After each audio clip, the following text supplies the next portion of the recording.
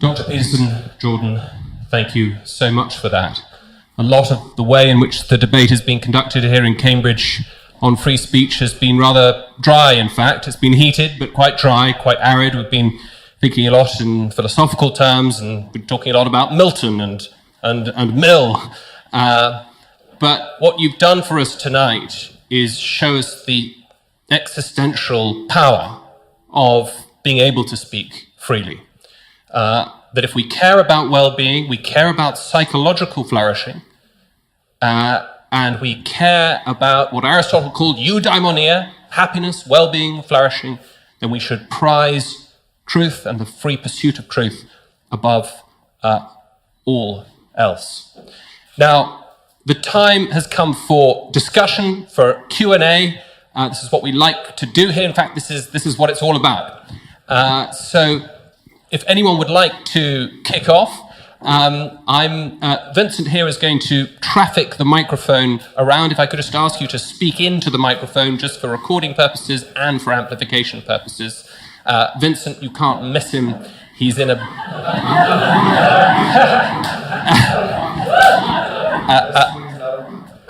bone white suit in the middle of a Cambridge November. So just make sure that you put your hand up clearly so that he can spot you. And then, since Vincent will have the mic, I'll let Dr. Peterson pick the questions as they are. Emily. Hello, Dr. Peterson. Thank you so much for coming to talk to us. So I have a question. It's sort of personal. So I've recently become convinced that I'm called to work either in politics or at least in the public intellectual space. And I want to do that because I really love my country, and I want to try to help preserve the values that have been at the foundation of our country. But I'm worried that I'm going to be seduced by the lust for power, and I was wondering if you had any advice for how to fight the lust for power. Well, that's kind of a germane question altogether, isn't it? Because part of the cultural battle that we all find ourselves enveloped in is partially due to the claim that there's virtually nothing other than the lust for power. And, I would say, fair enough in some limited sense, that bears directly on your question, because you see that as a temptation that might be powerful enough to bend and distort you as you attempt to make your way through, let's say, the holes of power. Well,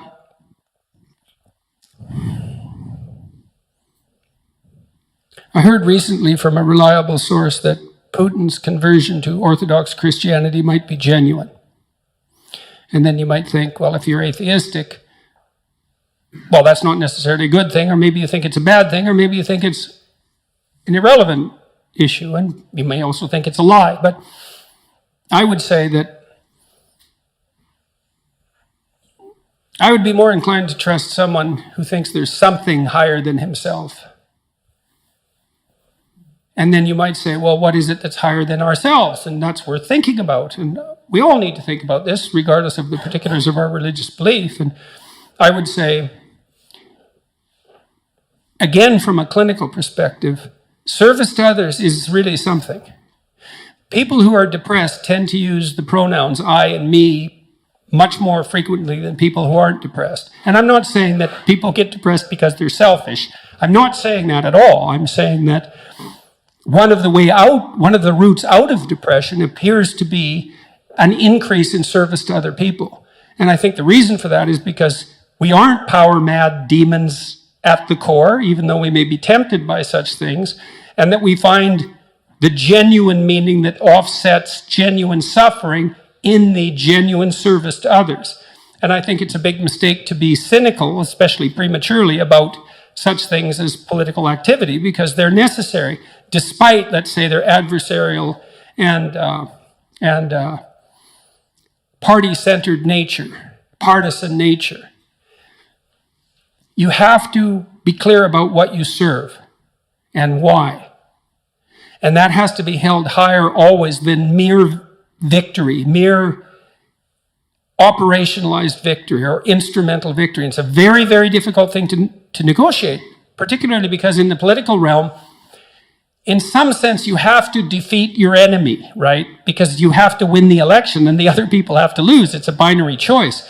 But so often I see in partisan discussion the proclivity to assume that all the ill will and malevolence resides on the other side of the chamber. And that's a big mistake. And you can think about that more deeply too, is that we all need a place to place the existence of malevolence.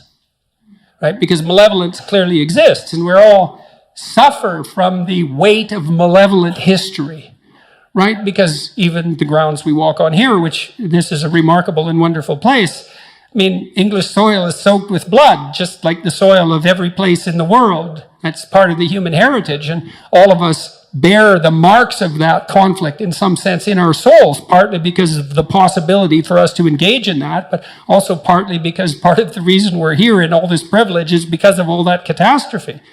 Well, the best way to localize that malevolence is inside you, right? And to remember that the enemy that you're fighting with, the greatest enemy that you ever fight with, is in your own heart.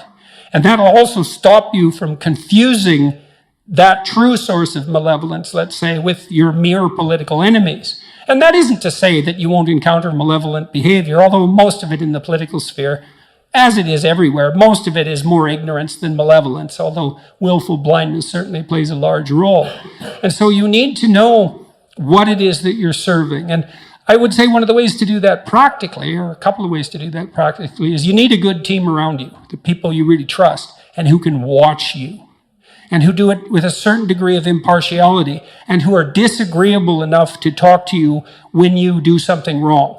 So you need trusted advisors. And then the other thing I would say is you really need to listen to your constituents, because they will tell you what the problems are if you listen to them. And if you really listen to them, well, then you'll have your feet on the ground, which is where they should be, and you'll know what the problems are, and you will win elections. Because what people really want from their leaders is to be listened to, and then for those leaders to articulate what they've heard in the halls of, let's say, influence and power. And so if you know those things, if you know you need to listen, you need to get in touch with the people you're representing as regularly as you possibly can, and mostly to listen. I knew a man in Canada who started a political party, which is a very difficult thing to do. And not only did he start it, but he rode it to sufficient success so that he became the leader of the opposition in Canada within about 10 years. And I asked him how he did that, because it's like, well, really, how did you do that? That's actually really hard. And he said he would go out from constituency to constituency and make his stump speeches, but what he really liked was the Q&As, because people would tell him what their problems were. Then he knew what the problems were. And out of the dialogue would also emerge the answers that the audience found compelling. And so not only would they tell him what the problems were, but they would tell him the answers they would like to have what instituted to solve those problems.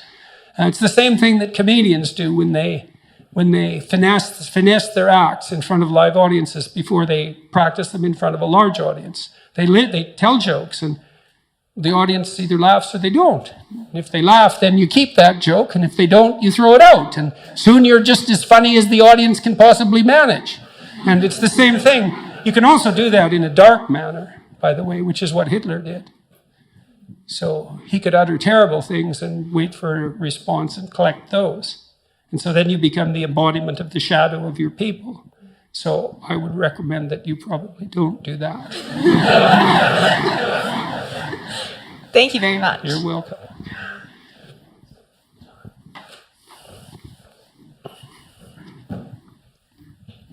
Thank you, Dr. Peterson. My question is, what does this listening posture look like over time?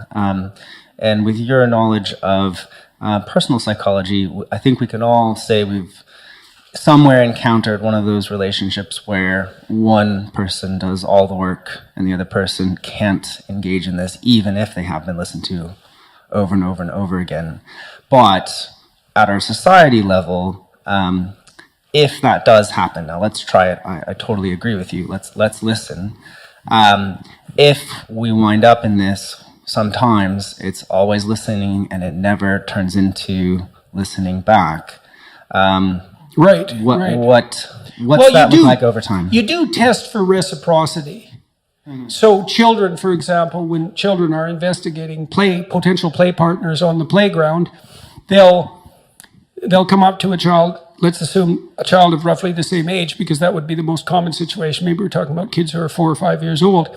And they'll throw out a play gesture that's rather simple, so maybe that a 2-year-old could manage. And then if the person manages a proper response, then they throw out a little more sophisticated gesture. And if the person responds appropriately, then they ratchet up to just above their developmental level. And then they play like mad at that level, and that'll make them friends. And so partly what they're testing for there continually is whether there's something approximating reciprocal altruism, right? It's tit for tat in the positive sense.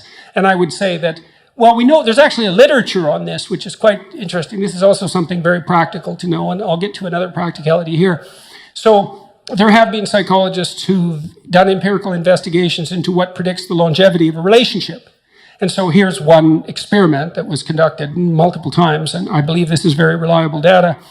So imagine you have the two partners in a marriage, each rate the number of encounters they have with their other partner a day, and it's kind of an arbitrary and subjective measure, but it doesn't matter. You might say, well, I talked to my wife 8 times today. We had 8 different interactions. And then you'd say, well, did you rate those for whether they're positive or negative? And then you can calculate a ratio of positive to negative. And then you can use the ratio to predict the longevity of the relationship. And the data show that if the relationship interactions fall below 5 positive to 1 negative, then the relationship deteriorates and is generally doomed. And so 5 to 1, it's a preponderance of positive interactions, but we're wired so that negative interactions hurt us more than positive interactions help us if they are of the same magnitude. So, for example, people will work harder to avoid a loss of $5 than they will to attain a gain of $5. And you might say, well, why is that? And the answer is, you can be absolutely dead, but there's only so happy you can be. And so it's better to err on the side of conservatism in the domain of negative emotion. And so, but interestingly enough, if the interactions rise so that they exceed 11 positive to 1 negative, the relationship also deteriorates.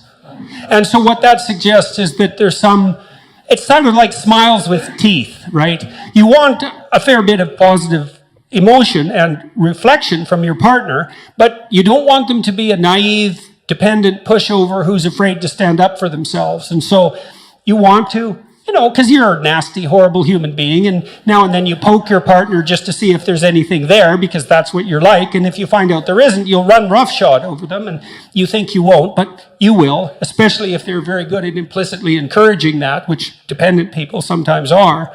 So you do assess for reciprocity, and the basic rule is you want approximately equal reciprocity in relationships that you want to maintain.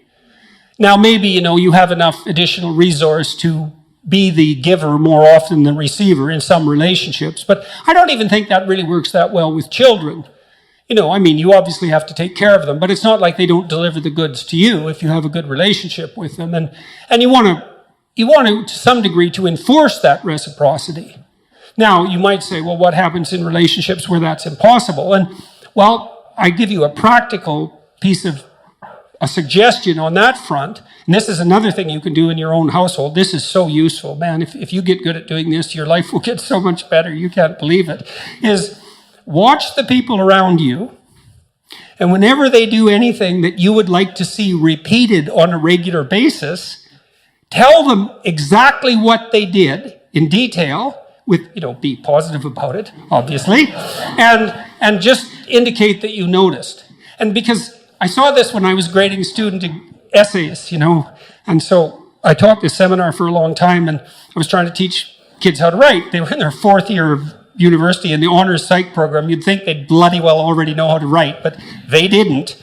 And so I'd have them write a 4-page essay on a given topic, and then they had to rewrite that to a 6-page essay, and then they had to rewrite that to an 8-page essay. And the first essay I graded, it was only 5% of their grade, and I told them, I'm going to cut you into ribbons, but it doesn't matter because it's 5% of your grade, and so they could tolerate that. And generally, by the 3rd essay, they had written the best thing they'd ever written in their life, and they learned so fast it was unbelievable. But one of the things I noticed was that they did a little testing with the first essay. They'd hand in something. It was just like, God, formulaic, boring. They weren't in it at all, you know. There was nothing of the person in there. There was no thought. There was just the kind of psychobabble that they'd learned, especially if they were in faculties of education. And it was dry and dull, and everything about it was wrong. And so those are hard to grade, right? It's like, what's wrong with my essay? Well, the words aren't right. The phrases, they're not so good. They're not organized well into sentences. The sentences aren't sequenced well in the paragraphs. The paragraphs don't make a coherent argument, and the entire thing is empty. But other than that, no problem. It was often easier just to rewrite those essays than to grade them. No, so in any case, though, one of the things I did learn was that even in an essay like that, there is usually like one sentence or two sentences buried on like page 3 that was an actual thought and reasonably clearly stated and somewhat gripping, you know? It was like the person popped out from all the background rubbish and said, well, what about this? And if you saw that and checked it and said, hey, you hit the mark right there, the next essay would be like 2/3 that. And that was really fun to see. And then maybe by the third essay, maybe it was all like that. And then they were really thrilled. It's like, wow, I wrote this, you know, and it was sort of the culmination. Well, it was a fourth-year seminar. It was the culmination of their career as a psychology undergraduate. So that was great fun. But you can do that in your own household. If the envious part of you isn't jealous of the revelation of the goodness of the person. And so here's the opposite tack, if you want to do this. So imagine that you're a man who's managed to attract a mate, and he believes he's punched above his weight. So this woman is more attractive, let's say, more vivacious, more desirable than he deserves. So that's going to grate on his soul a fair bit, right? Partly because her shining casts a dim light on his lack of utility, let's say.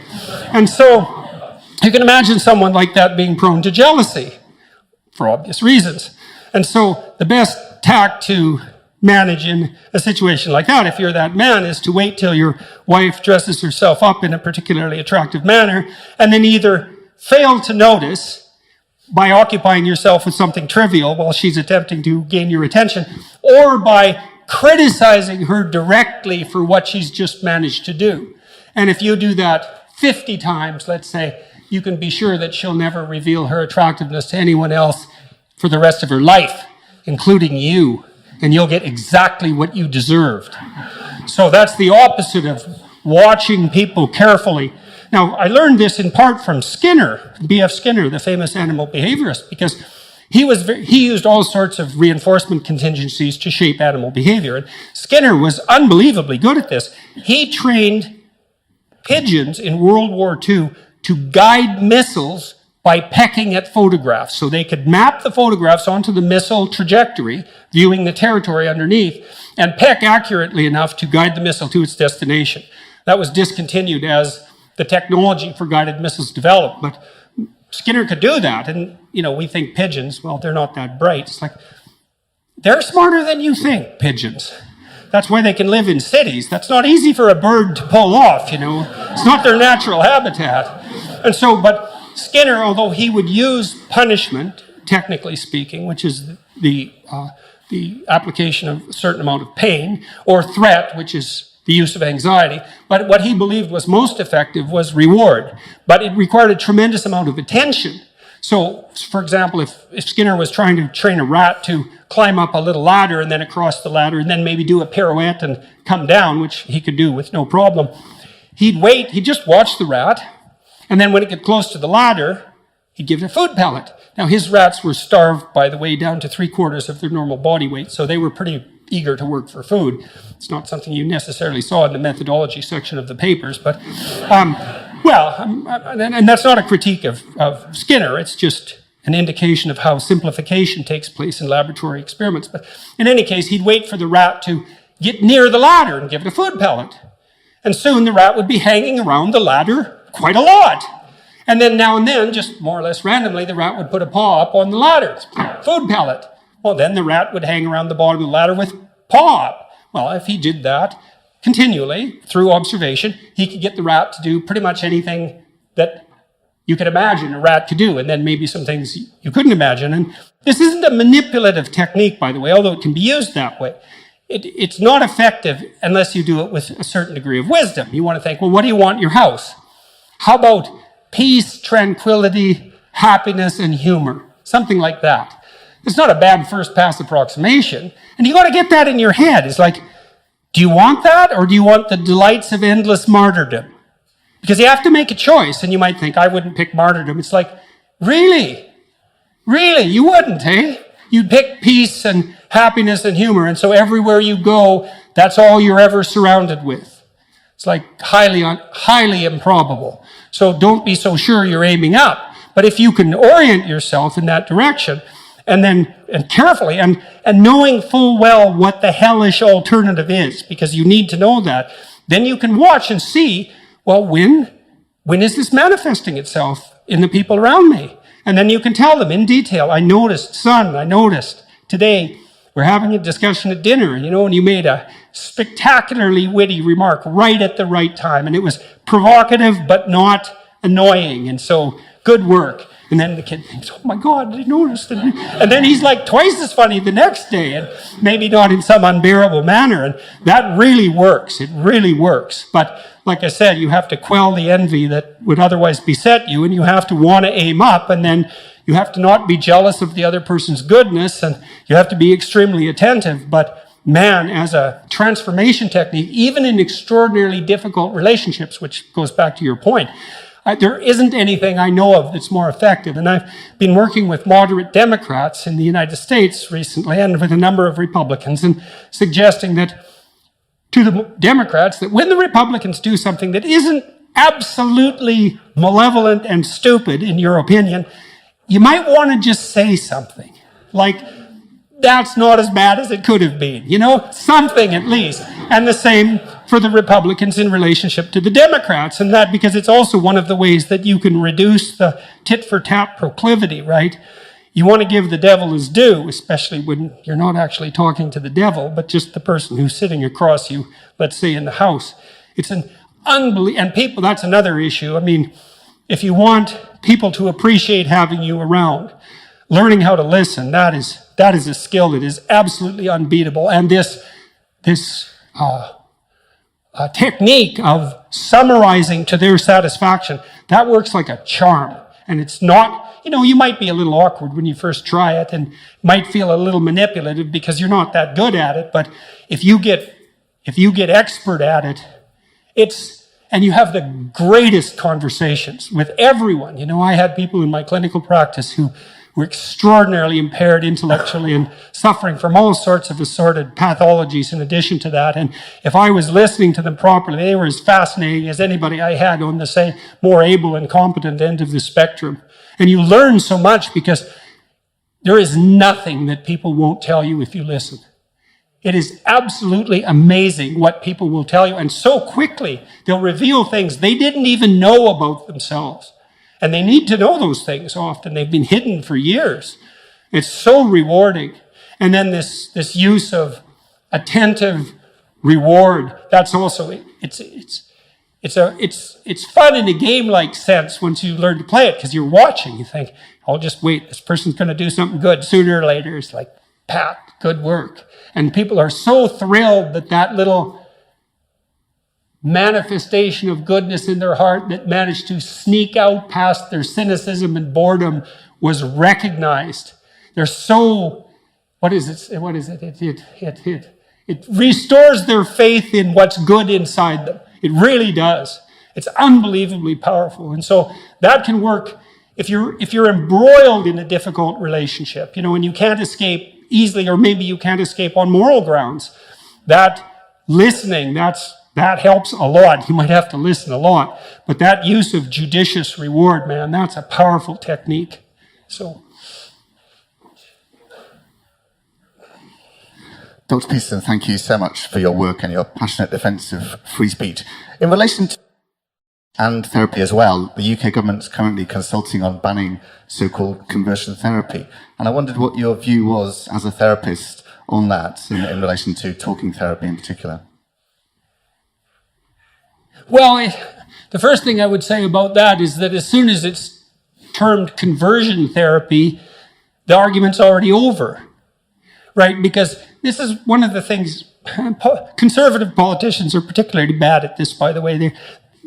That's why I mentioned at the beginning that you should never discuss viewpoint diversity. I mean, you think about what you're doing when you discuss viewpoint diversity. You think, you're conservative, let's say, that you've just pulled a fast one on the lefties. It's like you're so, gung-ho about diversity.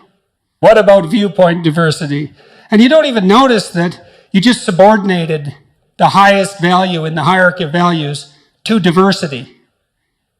You lose, buddy. It doesn't matter what argument you make after you've done that. It's like, I define the terms of the debate. I established the questions. You seeded the terminological ground. You can flap your lips all night, but you're not going to change that. And so the conversion therapy issue right there is the way, as soon as that's framed in that manner, it's a lost cause. Like I had a client, a young man, who was being pressured quite intensely into a homosexual relationship by someone who was attracted to him. And he was genuinely confused about his sexuality and certainly about how to respond. Well, I wasn't going to do conversion therapy. I mean, I don't know what's up with this kid. I have no idea. And neither did he. And so the goal there is if someone comes to you who's confused about their sexuality and like, have you met someone who isn't confused about their sexuality?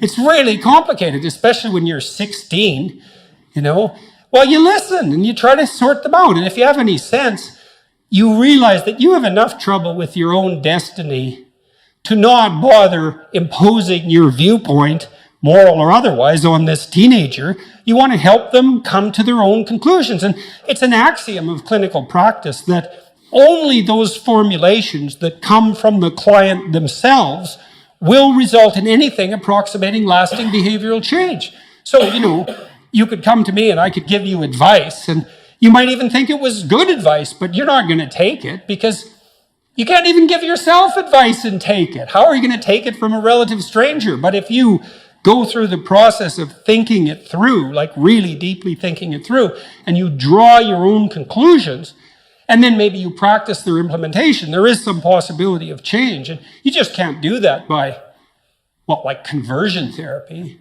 So, and it's partly because there is enough temperamental variability in people that you don't know what the right answer is for the person who comes to see you, no more than you know what the right answer is for your children or for your mate. And hopefully what you do is, in this process of dialogical relationship and mutual revelation, the person's pathway becomes clearer. And I do believe that the goodwill exchange of thought does, in fact, constitutes that process. So, as soon as it's conversion therapy, the game's already lost. But there's a fair bit of fluidity in human sexuality. And people have to come to terms with that. You might say as a rule of thumb, and I think this is true, your life is going to be a lot simpler if you adopt something approximating traditional sexual rules. And so you step outside of that confine at your peril, but it might also be your necessity. Who's to say? So, and you help in humility, you help the person discover that for themselves. And so I think the talk of conversion therapy, if someone's saying, I'll cure you of your homosexuality, it's like, well, it's not a disease, first of all, and so it doesn't need a cure, and probably you can't do that anyways, and it's not the proper way to advertise clinical services, let's say, because that isn't really how a clinical relationship works. So the argument, in some sense, is beside the point as far as I'm concerned. So. Thank you so much for such an amazing talk, and the definition you gave of freedom of speech, I think, is not heard enough. Something I would like you to perhaps talk about is many people talk about the failure of the university as the failure of the marketplace. And many say... The failure of their leaders? Of the university. Yes. The university setting as a failure of the marketplace. And some say it is because freedom of speech has fallen out of fashion and is not used enough and being criticized too much. My question is, do you think the marketplace of idea, if you believe in such a thing, can be fixed by putting at more upfront what you've been redefining as freedom of speech? Or is there something in the marketplace of ideas that is broken, and perhaps we should fight specific some ideas all the time, and it's not good enough to have them on the marketplace of ideas that are very evil and bad themselves? Is there Well, it might not be good enough, but it's the best we have. That's the thing, and it's also the case that substitutions tend to make things worse. We don't have anything, well, what do we have except for the free expression of ideas? We have tyranny and conflict, because the alternative to politics is war. It's not peace, that's for sure. Peace, that's hard, man. That's a hard thing to attain. And so you have the intense battleground of ideas, and the people who are concerned about, let's say, offense, like they have their point. Words can hurt, and they can hurt deeply, but they don't hurt as much as sticks, and they don't hurt as much as knives. So it's a little bit of what ails you, you might say, to stave off something far worse. And that doesn't mean that the intensity of discussion, you can have discussions that are incredibly upsetting. But the question is, well, what do you have when you don't have them?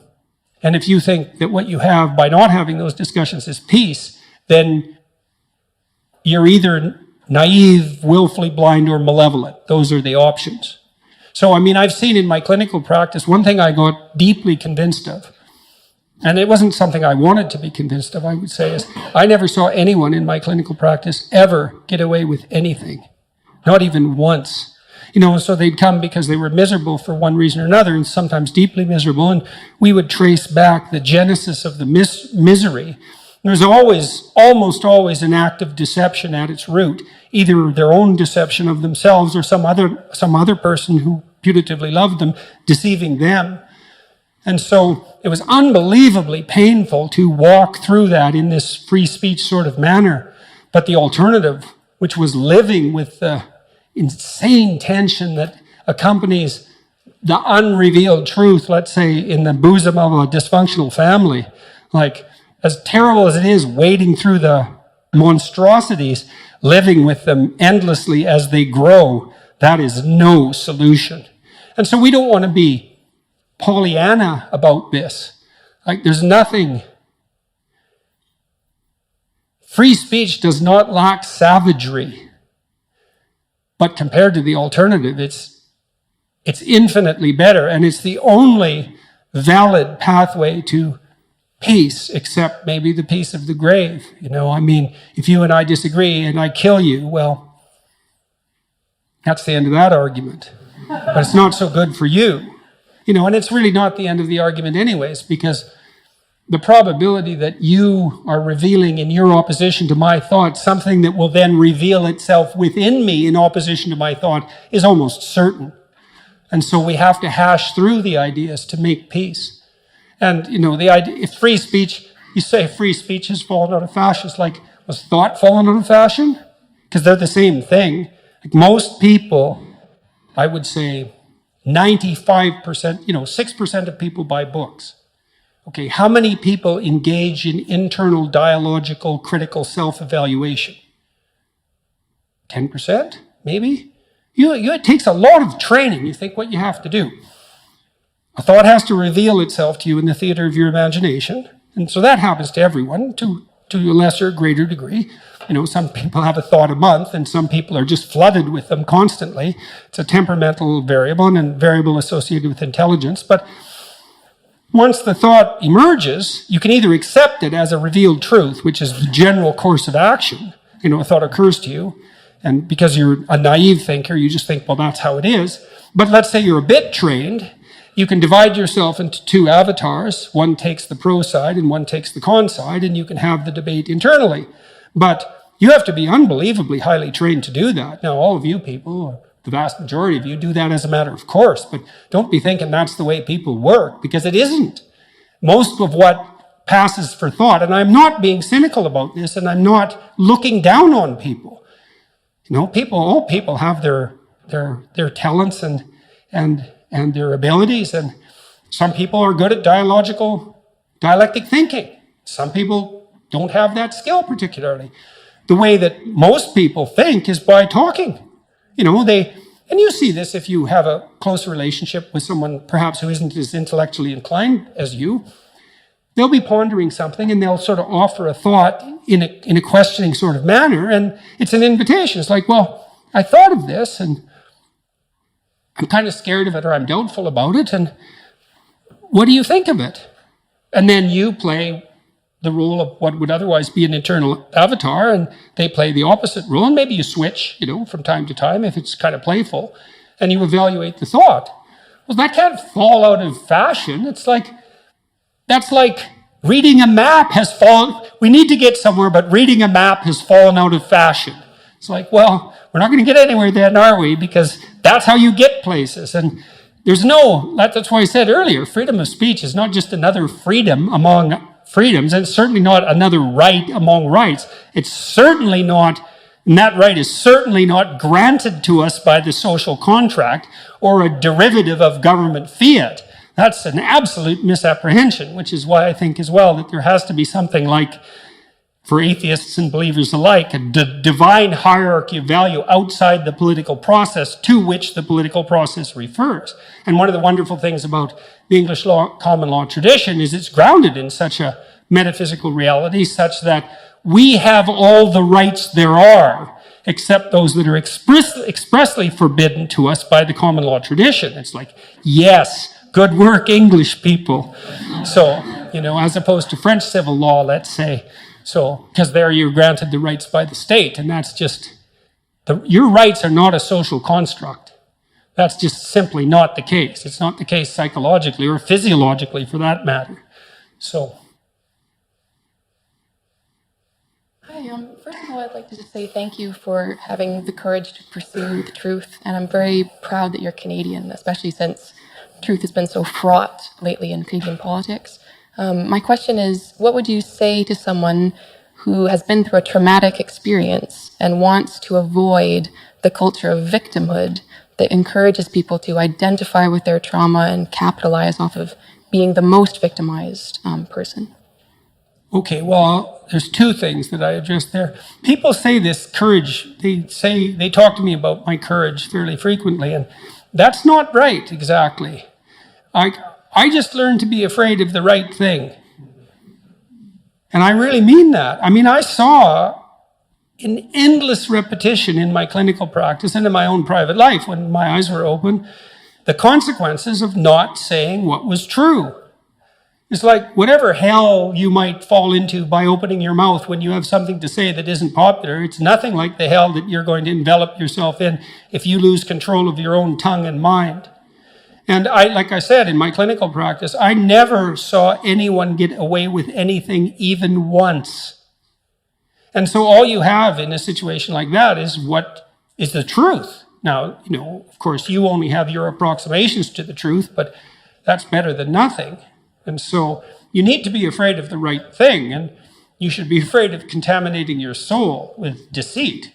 That's what you should be afraid of. That will definitely do you in. And I know exactly how. What happens is, you know, garbage in, garbage out, the old programmer saying goes. And so you'll fill your head with nonsense and no one will call you on it except you. But you can still that voice if you try hard enough. You just wait until you get in real trouble.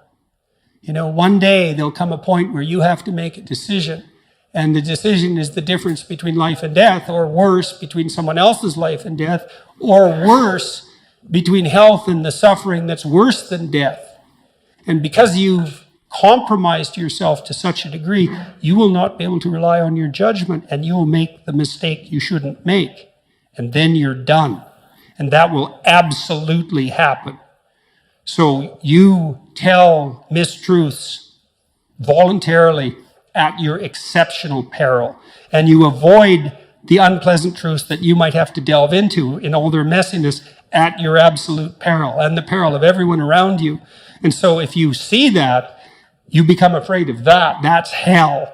And hell is worse than death. So, and I mean that most sincerely. So, okay, and so that's the courage issue. And then you asked about, I'm sorry, I obliterated the last part of your question. What would you say to someone who's traumatic experience and wants to avoid the culture of victimhood or identifying as a victim. Well, the first thing is, well, if you want to avoid that, you're sort of on the right path already, right? Because you have some vision of what it might be like not to be traumatized, to not be a victim. Well, first of all, I mean, in some sense, there's no shortage of victimhood. I mean, you know, the existential psychotherapists in the 50s, taking a page from Heidegger, talked about thrownness, right? The arbitrary nature of our existence. I mean, here you are, you have the ethnicity and race that was bestowed upon you. You had no choice in that. You're the victim and the beneficiary of this particular historical moment. You know, you're the victim and beneficiary of all the atrocity and the wonders of the past. You deal with your own emotions. You deal with the fact of this specific time and place, all of that. And there is a sense of, well, there's a sense of mortality, certainly, that's associated with that, with finitude and mortality. And you can easily say, in some sense, that we're all victimized deeply by our own susceptibility to vulnerability and tragedy. And I think that's true. But then the question is, well, what's the best way of dealing with that?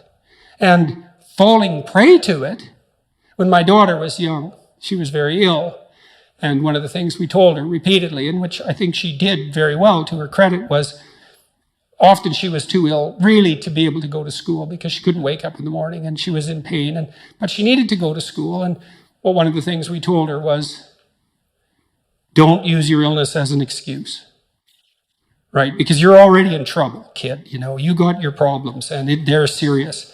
But if you can hold on to the distinction between the part of you that can, in spite of this, and the part that can't because of it, and not blur that distinction, then that's one more thing you have on your side while you're attempting to struggle through this. And to her credit, she managed that, and quite pristinely, and that was extraordinarily helpful. It was very difficult at times. After she had had her hip replaced, she couldn't get around that well. And so we decided to put her in a motorcycle course, which was rather a terrifying thing to do since she just had a hip replacement, but she needed to have a scooter to get around. And so she went with her mother to this motorcycle course, and they were driving motorcycles, not scooters. And at one point, one of the people who was being trained wiped out on the motorcycle, and, you know, it was rather traumatic, let's say. And she woke up the next day and was too afraid to go to the course. And so we said, well, you know, it's understandable. Why don't you just get in the car and go to the course and see when you get there if you can manage it? And she got herself out of bed and went and managed it. And then she passed the course. And then she had a scooter and could zoom around the city for the next couple of years. And so that was really good. But it was very hard to draw that line, right? Because in some sense, she'd been victimized by this arbitrary illness. And, you know, you tend as a parent to have an outpouring of empathy, the empathy that can destroy under those circumstances, because you coddle the person more than is absolutely necessary, right? And you have every reason to, because they're suffering like mad. But you want to be a victim and be a tragic figure? You know, and you might say yes, but you wouldn't if you thought it through. So, and then if someone asked me that question, say, in a clinical setting, I would do a little analysis of it. It's like, okay, well, you're suffering from this traumatic experience. You want to get over it. We'd have to figure out what the practical steps might be, and that might be finding somebody to talk to, or there's other ways of dealing with it. But you delve into the practical realm to sort of address that. So, yeah. Thank you so much for your talk. On a couple of occasions, you mentioned Judeo-Christian values during the talk, and in the recent question, you talked of the English common law, which sort of alludes to the divine. 1 in every 6 people in the world live in India today. India has a democratic, secular constitution, and yet the culture is Vedic, and caste is central to society. How would you speak about the freedom of speech into a culture that has that in its faith and beliefs, and at the same time, in certain fringes of the political movement, certain radical ideological movements, there's a belief that these freedoms are a Western import. So how would you healthily speak into that culture about upholding the freedoms? Well, the first thing I would want to do if I was doing that, practically speaking, is I would like to talk to as many people who hold those particular views as I possibly could to find out why they think the way they think. You know, when they say that it's a Western import, well, what do they mean? Because in some sense, it is a Western import. I mean, India has a body of laws that, at least in part, is derived from the English common law tradition. And so it was imposed upon or introduced into that culture. Now, it took, to a large degree. And I don't believe that you can import a propositional structure without the underlying imagistic ethos and behavioral proclivity. It just won't work, right? Because the infrastructure, so to speak, isn't there. And so the fact that it has worked, at least to some, well, I would say some remarkable degree, because India is really a remarkable success story, indicates that there is some correspondence between the English common law tradition, which emerged gradually and in some sense incrementally and organically out of the will of the English population, and it matches the same strivings and proclivities that you might find elsewhere. I would also say that the relatively radical comparative economic success of states settled by England in its history of colonization, let's say, also points to a decent fit between the English common law tradition and a whole variety of other cultures. Now, that doesn't mean the match is perfect. And so, to some degree, the argument is correct. It's imposed, at least as a set of propositions, but it's incorrect because I think it reflects something that's fundamental at the level we've been discussing today. But if I was trying to mediate those disputes, and I've been having increasing numbers of conversations with people on the Islamic side of the world, trying to do exactly that, is the first thing I want to do is listen a lot, because I don't know what, I'm so ignorant about such things, I just don't know what people actually think. And so you can't begin to address a question like that till you find out why those who stand in opposition to your claims, let's say, why they think the way they think. Now, the probability that there's no tradition, say, within Indian families that approximates free speech in flourishing families, it's like, that's zero. Because it's not possible, you know, and if it's just a tyranny, if it's a tyranny, well, tyrannies aren't sustainable. Chimps can't even sustain tyrannies. You know, and I'm saying that for technical reasons, you know, because there is this idea that's quite promoted that complex animals like chimpanzees live in dominance hierarchies, and it's the meanest, toughest male chimp that rules the hierarchy, right? And he's like Stalin, except in chimp form, which actually places him somewhat higher on the evolutionary scale than Stalin. And so, but Frans de Waal has investigated the structure of those societies in great detail, and it's simply not the case that the most tyrannical chimp is on top. In fact, the chimp males who sustain leadership across reasonable amounts of time are unbelievably reciprocal in their interactions, especially with other males, but they're also particularly attentive to the females and the infants. And part of the reason for that is, well, let's say you're, you know, Joe Brute chimp and you're strutting around like a fullback in Georgia, constantly showing off your physical prowess. It's like, well, one day you're a little sick or a little tired, and two chimps that you've tyrannized will tear you into pieces. And that happens quite frequently in chimpanzee disputes, where a too tyrannical male will be literally torn to pieces, because chimps are very brutal when they get their mind to it. And they're just taken out. And so there's a principle of reciprocal altruism, let's say, that's associated with the free exchange of ideas, and something like mutual valuation, and it's recognition of the soul, I would say, on a metaphysical level, that's a precondition for peace everywhere, not just in the West. And that's been propositionalized and formalized into law in different ways in different cultures, and sometimes not formalized so much yet, let's say, because in many cultures are governed primarily by ritual and custom rather than, you know, a fully articulated body of laws. But the fact that that does not mean by any stretch of the imagination that English common law is somehow purely arbitrary social construction. It's like that's such a preposterous claim. So I would start by listening and find out exactly what the issues are, and then proceed from there.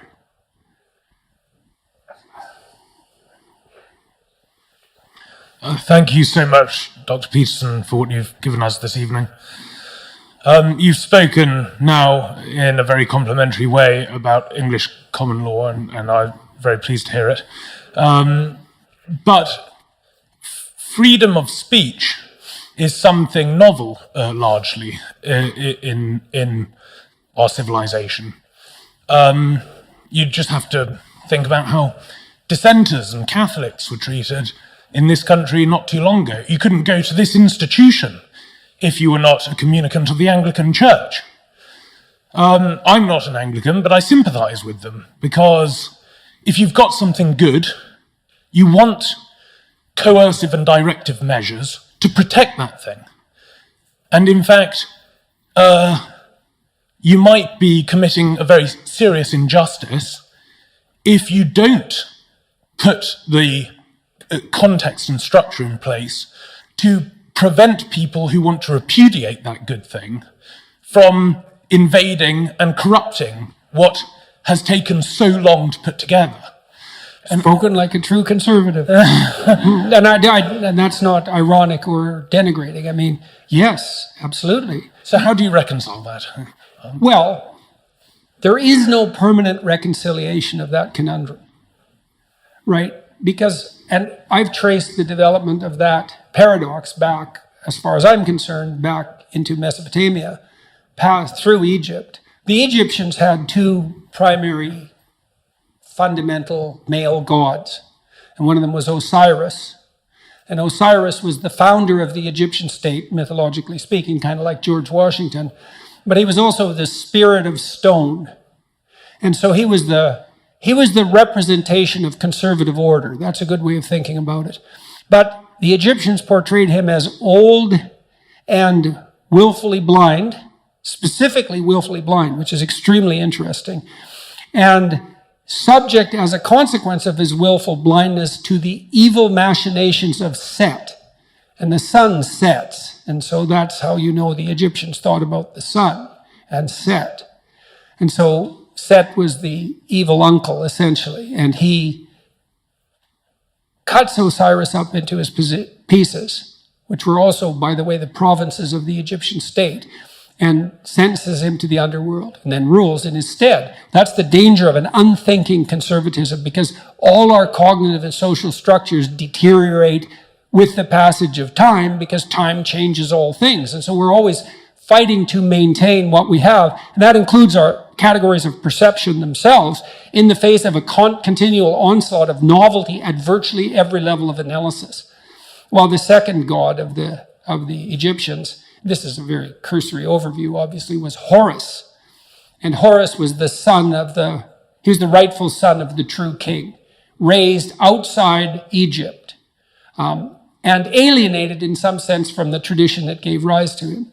But he was simultaneously the falcon and the Egyptian eye, that famous Egyptian eye, that open eye. So he was the god of attention. And his mother is Isis, and she's the chaos that arises when order disintegrates, gives rise to the hero. Horus.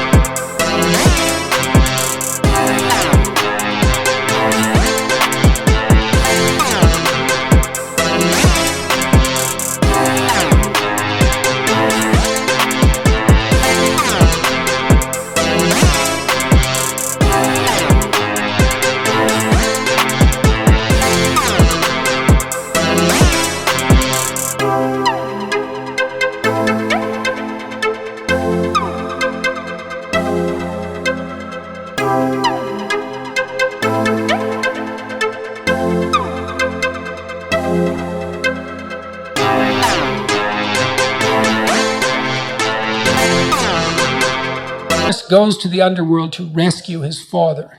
And the Egyptians conceptualized the soul of the pharaoh, So that would be the proper source of sovereignty itself, as the union of Osiris and Horus, the living union of Osiris and Horus. So they would celebrate the pharaoh like you do when a new king is crowned in the aftermath of the death of a reigning monarch. The king is dead, long live the king, right? The kingship passes, and that's Osiris. The tradition passes, but the tradition has to be living. It has to be allied with attention. And the Mesopotamians put a modification on that, which was also magic speech. So tradition always has to be allied with attention. And it's like, this is true if you own a house, especially if it's an older house. Well, the four walls are there and they're necessary, and you want to protect and preserve them, but you have to maintain them. And sometimes you have to replace them. And how do you tell? And the answer is with a careful and judicious eye, with some humility and gratitude for what you already have, but with some understanding that in the face of continual transformation, some change is necessary. And then you might ask, well, how do you decide when change is necessary? And the answer is by engaging in political dialogue mediated by free speech.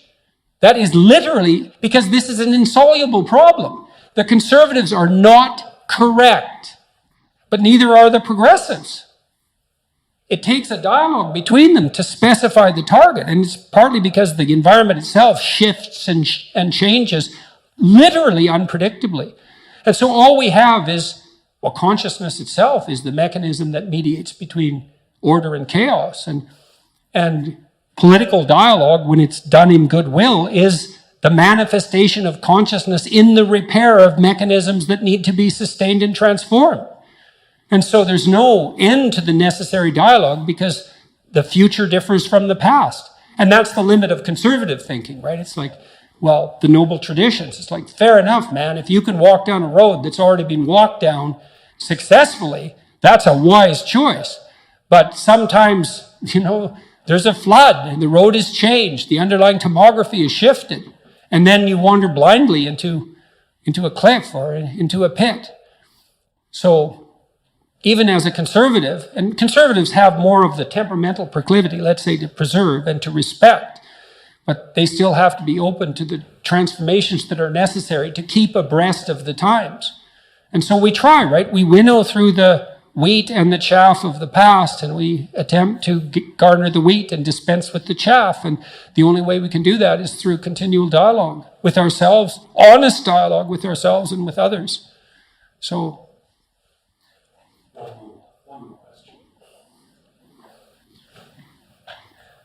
you speak about the concept of the soul. Do you associate this with any psychological constructs? Not any psychological constructs that are more valid than the notion of the soul. There's, I would say, what we mean by soul is something like animating spirit. And you might say, well, what's a spirit? And, that's actually rather easy to answer. So when a child of 4 is playing house, let's say when a child of 4 is playing house, she acts out the role of the mother. But acting out, that's a strange thing, right? Because she doesn't literally duplicate in her actions or her perceptions in the game what she observed her mother literally doing. So, for example, she didn't go into her mother's bedroom when her mother awoke and watched her turn her head in a particular way to awaken and count the number of blinks so that she could mimic that in her play. And, you think that's absurd, but it's not absurd if it's just mimicry. It's not. It's unbelievably sophisticated. So what the girl does is she watches her mother manifest maternal behavior across a vast array of instances, and she integrates that with the image of the mother she's received from all the books she's been read and all the little movies she's watched, the Disney movies and so forth, and she abstracts out the animating principle of the maternal, and then she embodies that in play, and usually with a little boy, and that's practice for what's going to come later. It's unbelievably sophisticated, and she's embodying a spirit, and the spirit there is the abstraction of the central animating principle from multiple embodiments of its manifestation. And if you think children can't do that, then you don't know anything about children, because they do that all the time in their pretend play, which is a necessary precursor to healthy psychological development. And so part of what we refer to as the soul is the presence of that spirit, or maybe even the capacity of embodying such spirits. And it's very difficult to know how deep that goes.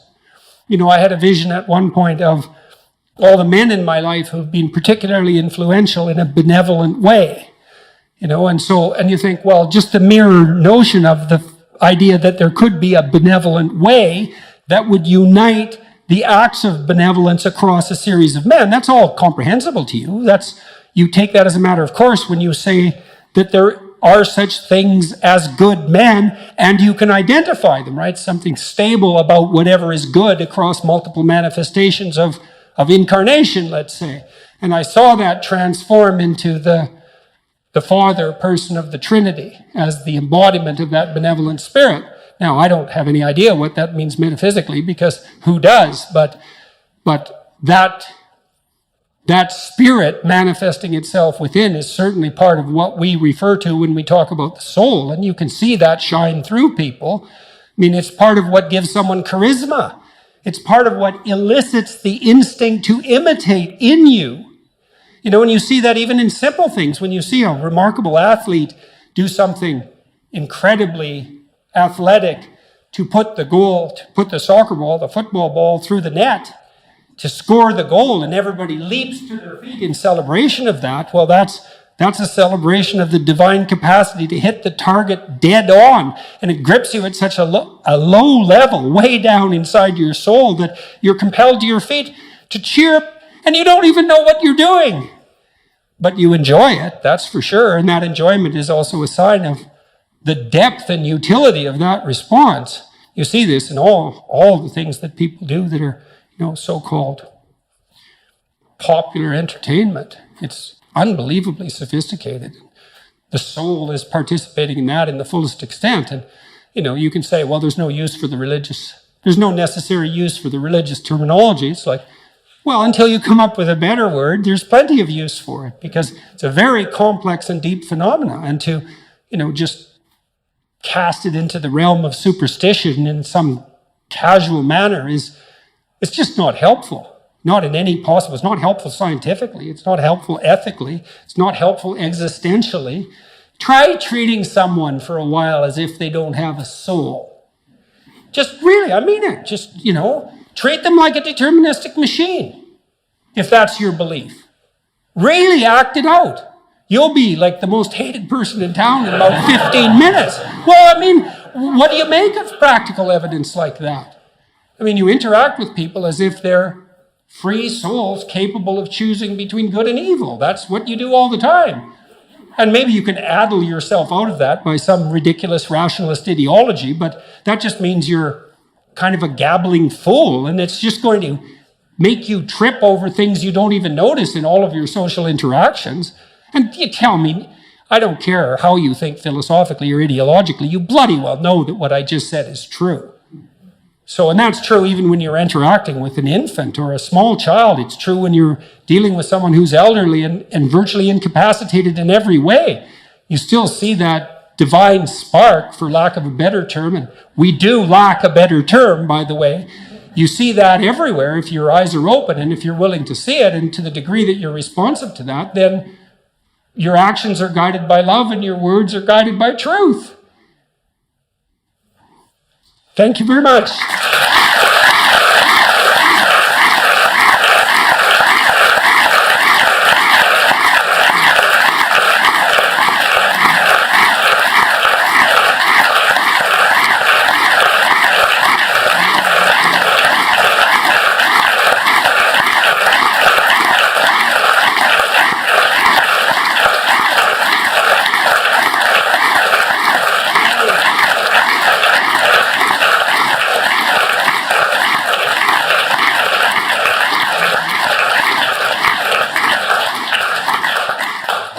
Well, ladies and gentlemen, that concludes the formal part of the evening's proceedings. Thank you so much for coming along.